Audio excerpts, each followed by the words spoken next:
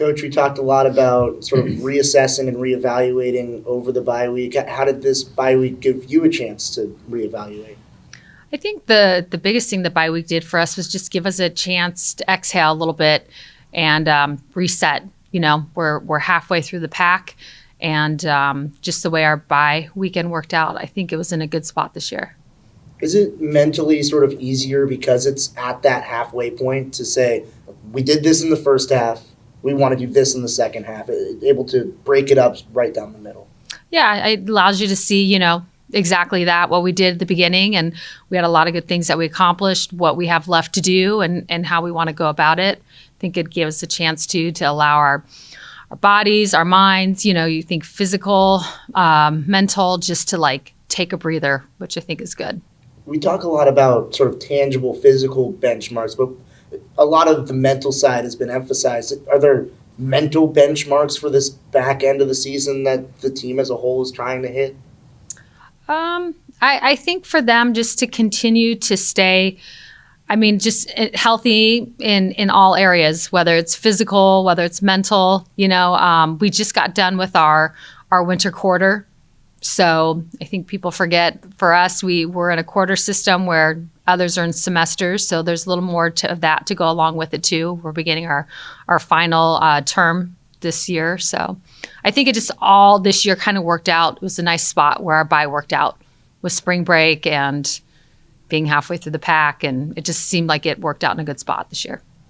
We come off a weekend like this past one, especially where it also has the impact to some of the metrics, strength of schedule and those things, RPI, which I'm sure in an ideal world you would have had a different opponent to change that a little bit. But does it also help shape, you've talked in years past about team knowing exactly where you are in some of those things in RPI and league standings and what that means, to say there's still work to do. That after a weekend like last, where you go from one of the top strength of schedules in the country to still good, but pretty big hit, that the numbers bear it out. That yes, that there's still work to do to get to that goal. It's achievable, but you got to bring that postseason mentality. You got to bring that execution every game from here on out to do it, to get that end goal. Mm-hmm. Does that help kind of shift that mindset, I guess? Does that help convey that message when the numbers bear it out that way? You mean are you saying our numbers before we played last weekend? After this past weekend, when you go from, I think it was 7 or 8, I want to say, to 22 or 25, right, whatever it is this week. Does that kind of help that yes, this is very I think it just shows every game that we're going to play. Every game that we play is important, but just going down the back, the back end of the pack, that every game that we play is important, and that we're going to play we still have a lot of ranked teams left to play, which is going to be great. And it's about us, clinching those series. And then if we do have opportunity to get a sweep in those series, even more. What has Val done in those situational spots that we've talked about for quite a while now, mm-hmm, to where when you're looking for more success and more bats to come through, that she's done it for you more this year, not just compared to others, but especially compared to herself a year ago? What has she done to put herself in a better position in those spots? Yeah, I would say this, she's older, mature, more experienced. I just think as these guys get older, they handle things better. They handle their success better. They handle when things don't go their way better. They just go about it different because they're older. And I think that's what you're just seeing, a more older, mature Val that has had a lot of at-bats and has been in a lot of big moments. And maybe early on in her career would put a little more pressure on herself, where now she's not. She's pretty free when she's at the plate. Sort of on the same line, but with Ariel. Last year, obviously, strong power season. This year, average has gone up, power numbers have gone down. For you as the head coach, how do you sort of assess her at the plate? And she mentioned trying to find some more balance. How do you sort of work with her in finding that? I think for her, just to keep doing what she's doing. I think if we try to make the power come, it doesn't. I think it's just allowing it to come on its own, to keep, I like that our average is high, to keep putting good swings on the ball. And I think those things will show up. I think for her, I think even for us, you're about to see our best softball yet. I think our best softball is going to come on the second half of the pack in all areas. So with Ariel, keep doing what you're doing. How much of that is the bye week coming at the right time? How much of that is players getting healthier at the right time to go into that back end of the season and play your best softball? Yeah. I just think timing-wise, that all just kind of worked out. I just think we played some really good softball, but still haven't peaked. And usually our teams at this point is when we really start to get hot with what we're doing. So that's what I would expect with this group. The weather the last couple of weeks here at home, Mm-hmm. you know, I'll count Corvallis as semi-home, has changed the dynamics of the ball a little bit, I guess I'll say. It was almost like there was a force field holding the ball in a couple of times. You know, the ball was heavy. So the weather impacted a lot. Yeah. You're going down to a venue where that's not going to be the case. In fact, it'll be completely opposite. Any change, any little tweaks that you're talking to the team about, or just kind of, I mean, changing the swing, maybe something that wouldn't go out is, you know, and vice versa with the pitchers, something that, you know, maybe a little bit in the zone that you could have kept in might not stay in anymore. Yeah. I think for us, you look at the weather that we've dealt with for the past, I don't know, month. And I think our team has handled it extremely well. I think better than anybody else would, for sure. And you look at how many balls that could have gone out that didn't, or balls that were hit right at people. You know, you think of balls that went out and balls that we striked well that didn't get hit right at people. What would some of our numbers look like right now? I think it would look very different. So I don't want them to change a thing. I want them just to keep doing what they're doing. I believe that if they keep striking the ball hard and having good at bats, it'll fall. It'll fall. So, you know, you're going to go somewhere where we're not going to have to worry about weather, and it's going to be, the air is going to be a little lighter. So just for them to keep doing what they do. I don't need them to change anything. Along the same line, when you are going to a venue in Arizona where the ball does fly a little bit more, does that affect sort of your game plan or your lineups as a head coach, where you might put in someone that has a little bit higher of a launch angle, more power in the lineup because the ball will fly further? Yeah, definitely. Will Tara be able to get back behind the plate this weekend? Mm-hmm. Yeah, Tara's good. She's in a good spot. She's played a lot, so it was nice to be able to give her some time. And what's the status with Elise at this point? We're close. We're close. We're just waiting. We're just close. Should she be able to return before the end of the regular season? Just what do you expect by way of what the process will be to get her back up to? Obviously, you want her in postseason to be able to be at peak performance, and Sure. it's a pretty narrow window to do that. Yeah. So, what is the build up? Like, all right, if she's a week or 2 weeks away from being on the field, Mm-hmm. what is she away from going 7 innings if you need her? Right. Yeah, I just think as we're going along with this process, we'll find it out. I wish like I had all the answers to it.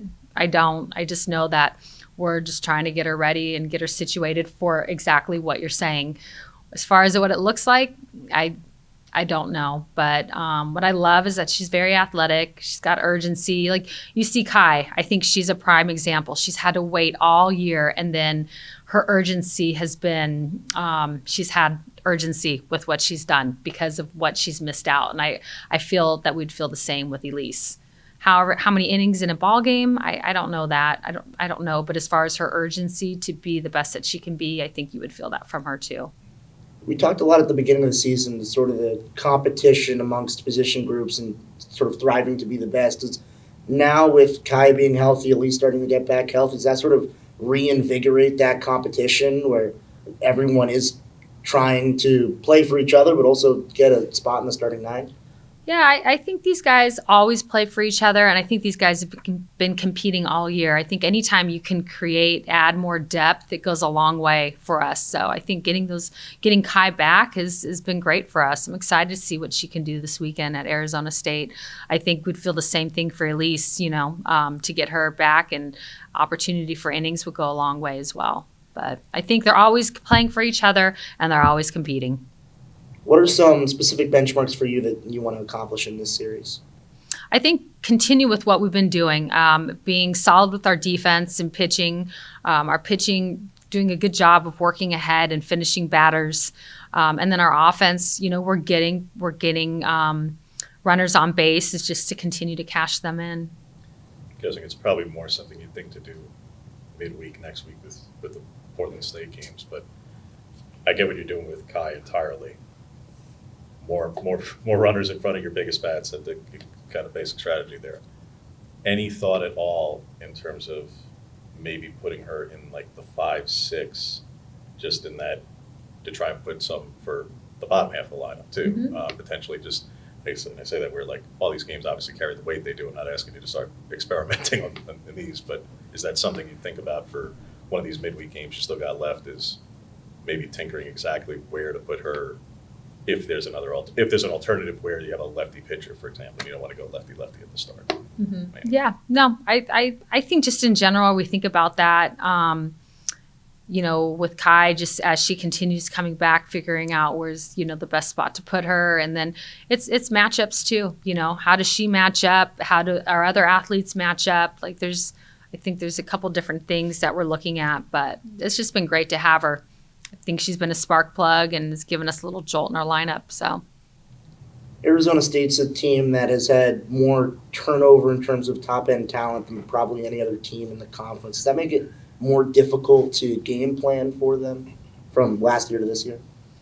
Nowadays, the video that we all have on each other, it's, back in the day, you'd be begging for any video or scrambling for it, or it's just different now. Like everybody, there's video on everybody and tons of it. So, we'll be going against some athletes for the first time. So obviously trying to figure that out in that first game. But I just think as far as preparation, I think our preparation will stay the same. Former player Haley Cruz announced her retirement. Is that, obviously not at this point in the season, but is that a conversation that you do have at some point with some of the players about, life after softball? Yeah, I'm excited for her because softball is a big chapter for every one of them. And it's something that I think growing up, they think that it's going to be for the rest of their lives. And then as they get towards the end of their career, new chapters come about. And I love what Haley has done for our program. I love what she's done for the sport of softball. There's so many young kids out there that look up to her and want to play and be like her. So she's used her platform. She started out and didn't even have a platform and then had this ridiculous platform that she's used. And I think it's been awesome what she has done. Softball side, on the human side, just like giving back to youth. So I'm excited. I know she's going to still continue to stay with the sport. Just sounds like she's going to retire. But I think if you would have asked her coming into college, did she ever think leaving college she would leave the way she's left and what she's done with her career? I don't know if she would know that that's what was going to happen. So I think it's just what she's done has been awesome, and I can't wait to see what's next for her. You hope, I'm sure you hope. Do you think she should and will stay with the game insofar as call it an ambassador, call it broadcaster? Those opportunities are expanding, and they can talk about she has that. She's not just a great player who was a great player. Yeah. She had that platform where, for a lot of people, especially on this coast in this part of the country, she was the face of softball for a couple of years, and that's somebody who people would want to watch and somebody who people would want to hear from, kind of thing. Yeah, I don't think she's done with softball. I think she's maybe going to go about it a little different. I think she's got some really good opportunities just in general. So things I don't even know about that I'm excited to see what she's going to do. But what she's given to our sport, what she's given to us here, I'm thankful that I got to coach her.